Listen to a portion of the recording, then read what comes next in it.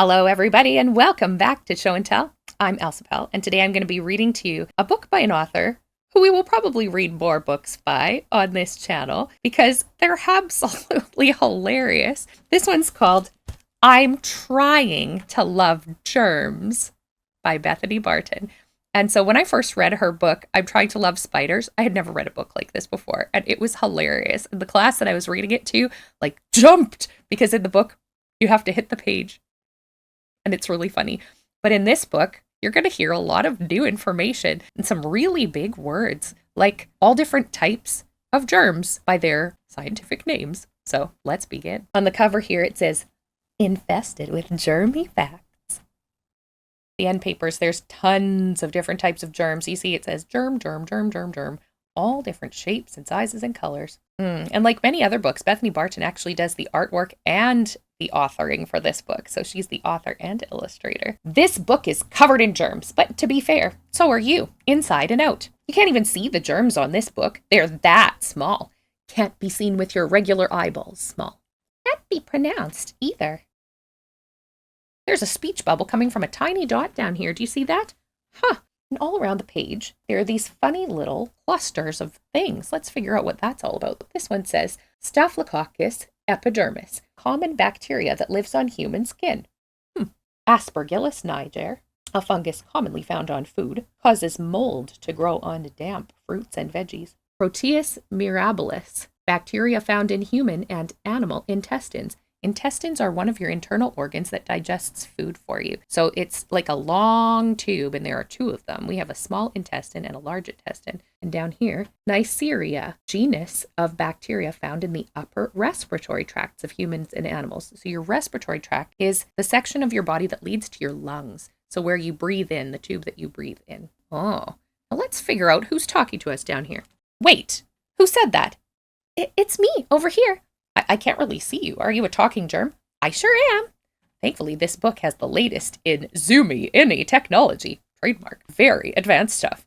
Here, reader friends, just move your thumb and index finger away from each other and zoom closer. Hey, it's kind of like if we're doing a touch screen. Let's see what happens. Too close. This is too close. Pinch in to zoom out. Whew, this is better. That got weird. It started weird. Hey, you're that talking germ. You know, people commonly use the word germs, but scientists call them microbes or pathogens. Microbes are microscopic organisms, which just means teeny tiny living things. Hi. So I'm more of a microbe, really, but you can call me a talking germ if you want. Do you love this book already? This is so cool. Okay, well, I'm trying to love germs. Could you help me with that? There's a picture of the cover of our book. That's weird. Why would you want to do that? Did you mean to say microbes? Microbes are neither good nor bad, kind of like humans. They can be helpful or harmful. And again, there it shows Aspergillus niger and Neisseria. But when people say germs, they're usually talking about pathogens. Pathogens are the microbes that make you sick.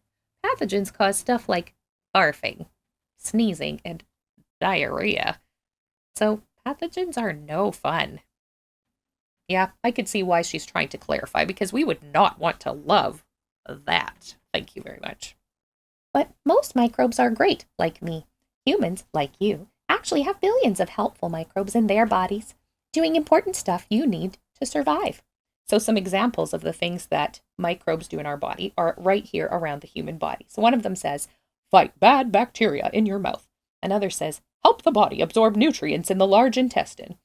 Like I was mentioning earlier. Produce vitamins like B12 in your gut. Fight off harmful microbes on your feet. Aid digestion by breaking down food in your intestines. Boost your immune system through your gut. Protect against infection on your skin. It's been said humans host 10 microorganisms. That's a big word for microbes. For every single cell in their bodies. That's a lot. We have a lot of cells in our bodies. So technically, you're trying to love microbes. That's so funny. She's crossed out germs and fixed it. But the book is already printed. I can't change it now. Oh. So is there anything lovable about germs? Okay, I happen to think germs, even the gross ones, are pretty fascinating. Oh, here's an interesting fact. Scientists debate if viruses should even be called alive, making them almost like zombies. Brains. And sometimes just appreciating how different something is can make you love it. That's true. Sounds like a plan. Where do we start? Let me introduce you to some of my favorite little troublemakers, the 4 most famous types of pathogens: bacterium, virus, fungus, and protozoan. Wait, I can't see you guys. I think the book is glitching. Maybe it has a virus. LOL. Good one. Very funny. Let's zoom in again. Dun, dun, dun, dun, dun, dun, dun. They're on a red carpet. Oh, wow. I'm not even sure what I was expecting, but this was not it. I told you they were famous, didn't I? Just wait until you hear how fascinating they are. And so each of them has like a little sash. One says bacterium, the next one says virus, the next one says fungus, and finally protozoan. There's all the like paparazzi cameras. Pathogen paparazzi. Most of the time when somebody gets sick, one of these guys is probably behind it. Oh, wow. So, protozoa is the first one. Giardia is an intestinal infection that can give you lots of diarrhea. Malaria is an illness spread by mosquitoes that can cause fevers, vomiting, and diarrhea. Now the fungi section. Taeniopodis is a fungal infection often called athlete's foot. Onychomycosis is a fancy word for toenail fungus. Now bacteria. Streptococcus is a group of bacteria responsible for painful sore throats, commonly called strep throat. You may have heard of that too. It's very common. Escherichia coli is a bacteria known to cause foodborne illness, commonly called food poisoning. Lots of people call this E. coli, like it says there too. And finally, viruses. Here is the rhinovirus, a virus that causes the common cold. And then finally, coronavirus. Oh, that's a word we all know nowadays because of the pandemic. It's a family of viruses that cause respiratory tract illness. Another word, respiratory tract, like what we discussed earlier, leading to the lungs. And that's a picture of the lungs right there. Hey, wait a second. We're not always bad. Yeah, what about the good stuff? That's right. Remember all those helpful microbes? These guys can be helpful too. So a protozoa, ciliates, are tiny protozoa that eat bacteria. They're helpful in filtering water and enriching soil. Some helpful viruses. Bacteriophages, a type of virus that attacks bacteria. Phages have been used to treat bacterial infections in humans for almost 100 years. More uses for phage therapy are developing every day.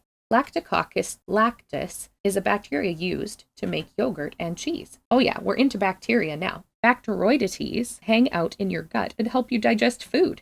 And then fungi. Penicillium is a fungi used to make penicillin, an antibiotic that has saved millions of lives. And then here, Agaricus bisporus, commonly called cremini mushrooms, and these make great pizza toppings. Oh yeah, I love cremini mushrooms. That's cool. Wait a minute, does that mean that there are people who work with germs even though it could make them sick? That's right. For some people, learning about pathogens and helping people is so important. They find a way to make it happen. Just like you wear a bike helmet and follow traffic rules, they use safety gear and follow guidelines to help them interact safely with infectious germs.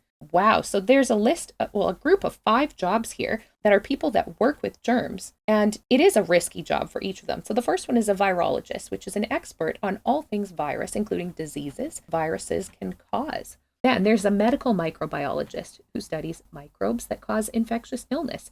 Down here, epidemiologist investigates and tracks the spread of disease in a population. Doctors and nurses deal directly with sick patients and their germs to diagnose and treat illness. Finally, an immunologist studies the immune system and how it defends against illness. That's cool. Whoa, they must really love germs. I don't love germs, not yet. I am starting to appreciate how weird they are. That's a good start. We are definitely weird. And I really don't want to get sick. So how do I avoid all the disease-causing pathogens? I have some ideas. Zoom out and I'll show you. Oh, pinch in to zoom out.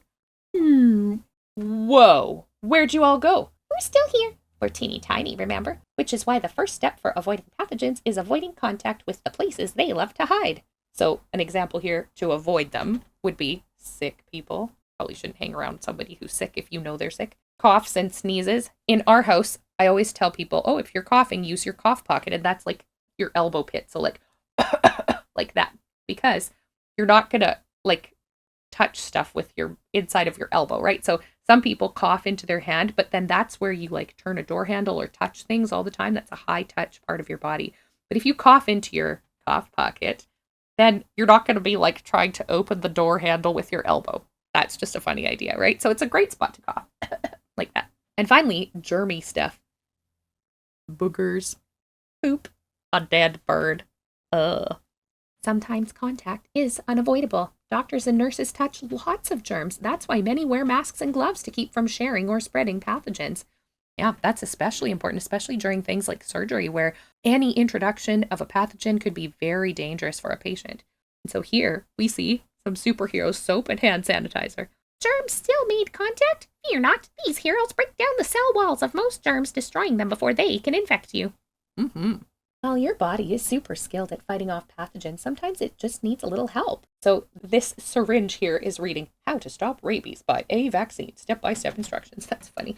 Another one, another syringe saying wanted, hepatitis. That's an illness that you can take a vaccine to be protected against. Vaccines help give your body instructions on how to destroy specific pathogens so it can attack them right away, sometimes before you even feel sick. Medicines can also attack germs or help keep them from multiplying.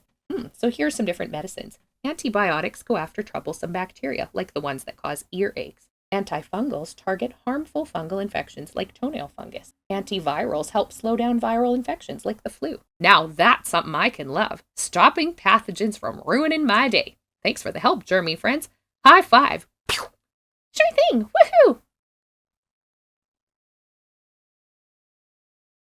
Wait, I just high-fived the pathogens. That means maybe they're on my hand. Ugh. Whoops. I'm covered in those germs now, aren't I? I would wash my hands if I were you. What a hilarious book, you guys.